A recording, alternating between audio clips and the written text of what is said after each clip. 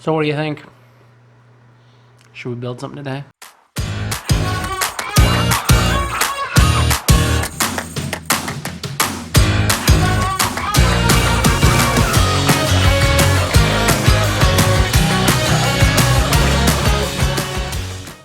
Today, we got some scrap left over.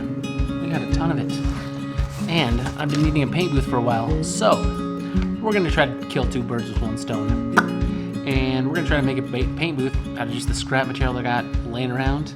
A bunch of kind of like melamine kind of stuff, like this. Yep. Left over from some jobs. But I got about 3.5 pieces and then some other scrap stuff over here. We're gonna build ourselves a paint booth, people. Hopefully this we're gonna build something similar to this. I don't know, we'll see how it goes.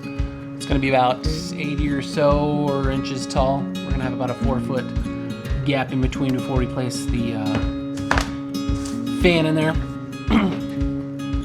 And then create some sort of vent system on our tube or something like that so we can vent it out outside the garage. Let's do this.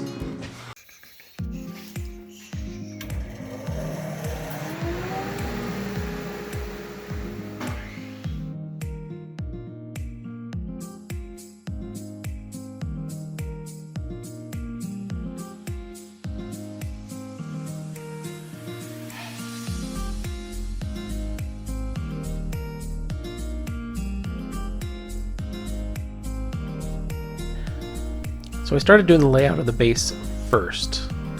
Now, this scrap piece of material, I can't fit it in my table saw at this size, so I rough cut it to a size that was just over in case I messed up the cut, and then I went back through the table saw to do the finish and final cut for it.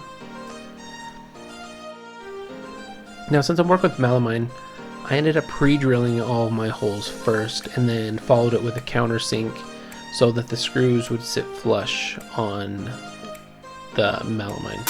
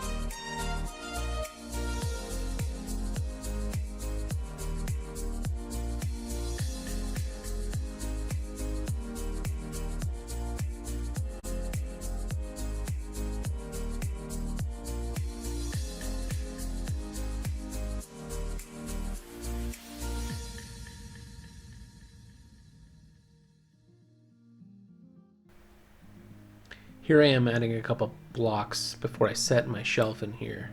This will help with the height, so that way it has a nice even shelf. I'll eventually add, and you'll see it later on in the video, but I didn't show any footage of it, the drawer that I built with the little bit of extra material that I had left for that top shelf there.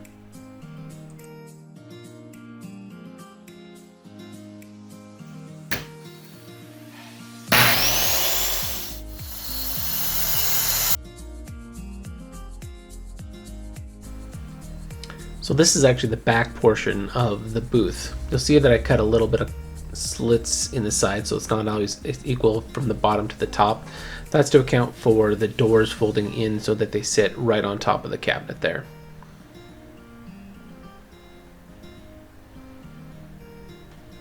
Again, just doing some drilling and then some countersinks, and then we're gonna clamp this bad boy together.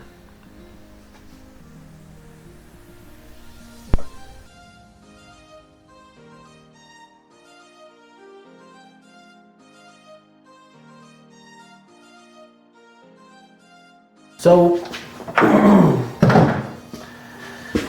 day 2 of our build.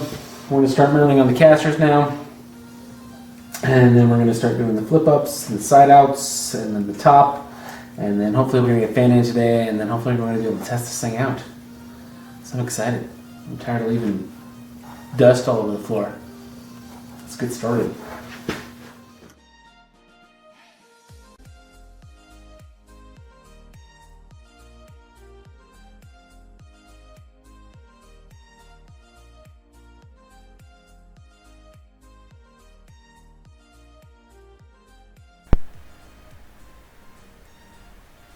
Now here I'm just adding the doors to the side. This is more or less just a dry fit for me to make sure that they're folding correctly or how I want them. I end up taking these off later on so I can secure the bracing to the back of the cabinet for the fans to sit on.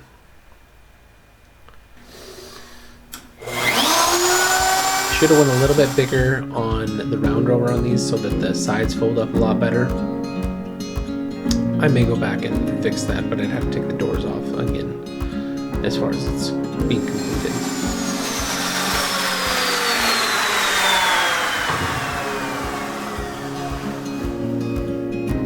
Now you'll notice on the sides that I added the small stripping. This is to account for the flip out that goes underneath this wing to kind of take up that space.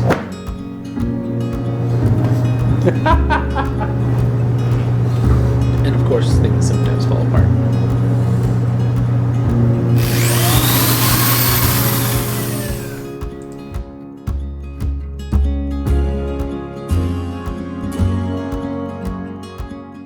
So the idea here is to make this completely like bendy.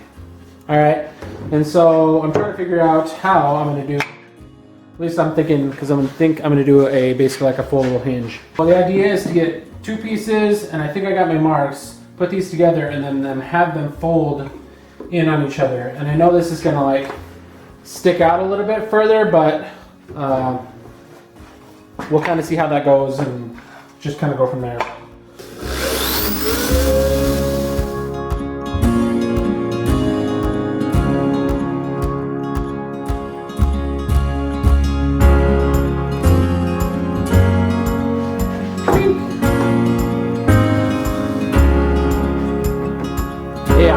That's not exactly ideal on plan B. We'll try it. We're gonna do something different. I think we're gonna try to do a pinch piece that comes basically out, but I'm gonna have to notch this piece or something to right here to get it to like, we'll try that. All right, so I think we've come up with a solution. To slide in, I had to cut some of this stuff out right here from before and just kind of did that. And so we're gonna put this finger joint, and then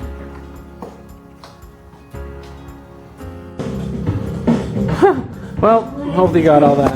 But anyway, yeah, it went off, I think, or just completely didn't record. Anyway, didn't record the whole session. So anyway, so what I did, I ended up doing the same thing to this other side. I took some blocks. Oops.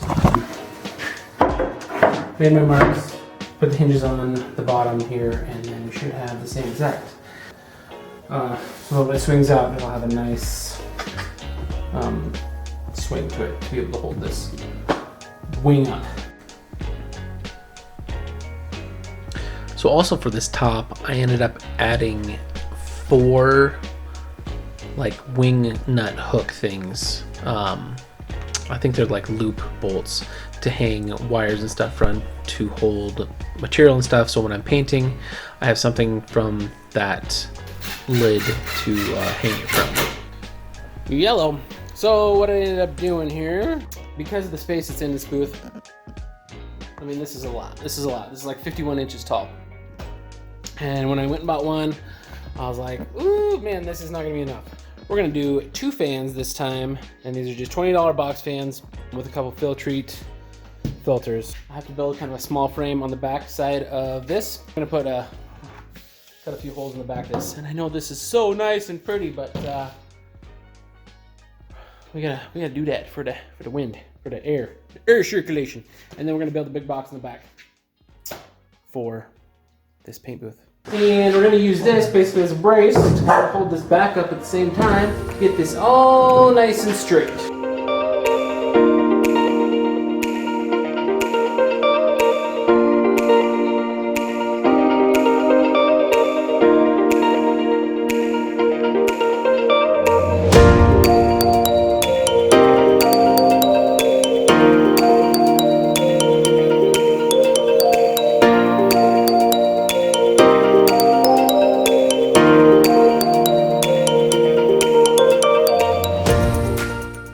I'm trying to determine whether or where I need to put these. So I think I'm going to go with some spacers here on the bottom.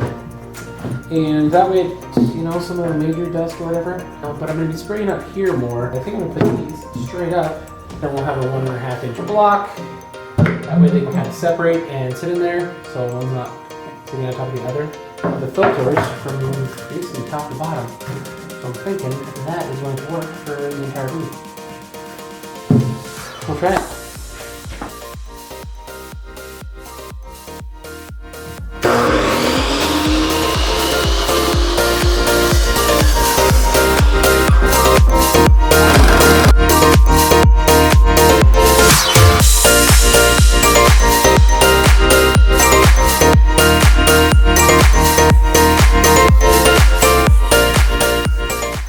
All right, so we got the fan here.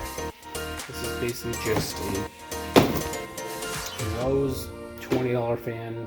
We disassembled it, we took the front off. Little switch, and it's basically just a bunch of plastic boxes that you have to like unclick right here. As we're gonna basically cut a notch right here so we can pull this to the outside so we can actually have it accessible when we're trying to at least turn the fan on, because we won't be able to touch the fan. Whee! So this next step, I used a small stick, drilled a screw in the middle, and then put a pencil hole through the end of it to make my circle, and that way I had a perfect outline for the hole.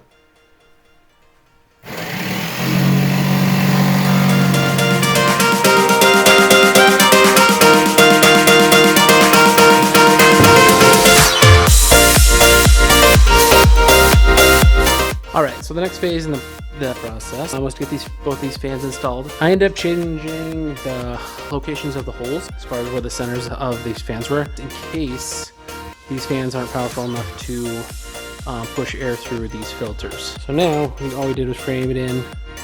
We put this edging on here, and then it's a tight fit, and those are pressed in there right now.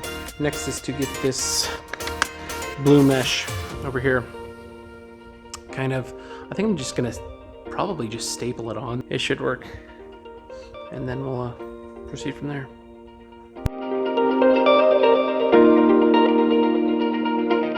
So what we're designing right now is the exhaust that's gonna come off the back of this box. What I'm trying to do is vent it from the top of this all the way down to the floor to a point that's gonna actually exit out the little dog door that we have in our garage here.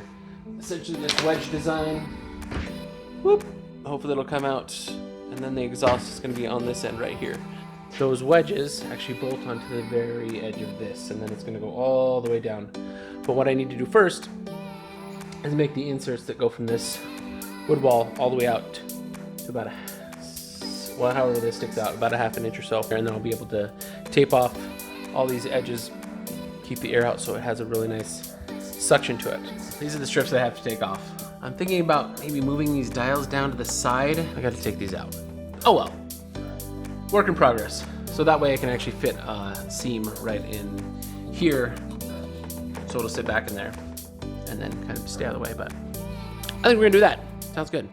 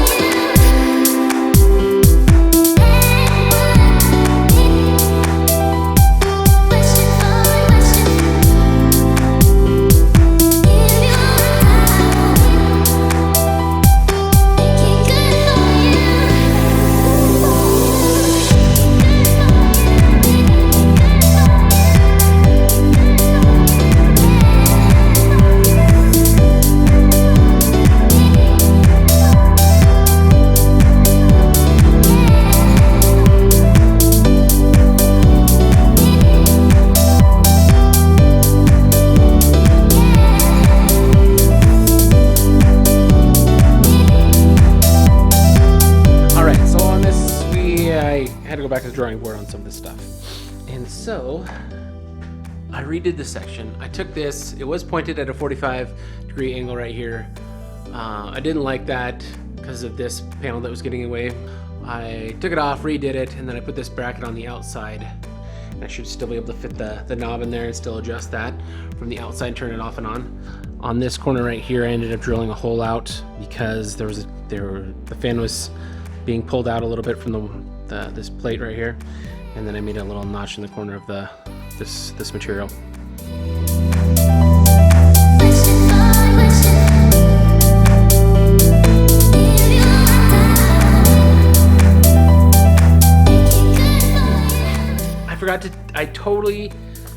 I was working on it late and I didn't film any of this as far as how I put the design together.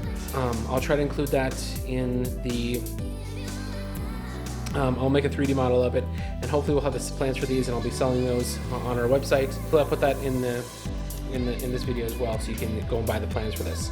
It is massive, it's awesome. It holds 120 cans of spray paint, but I'm also going to be using it as a powder coating booth, so it'll hold the little tubs of powder for me. So got that going too.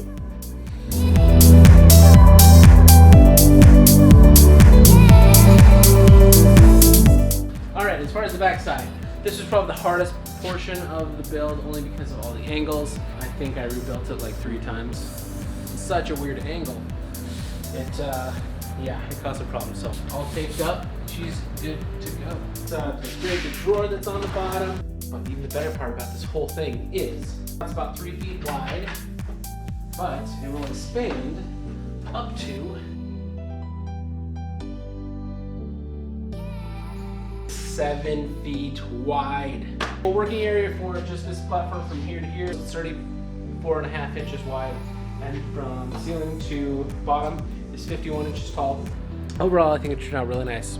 Other than that, you guys have a great day, and yeah, go out and build something, especially with scrap wood, cheap. All right.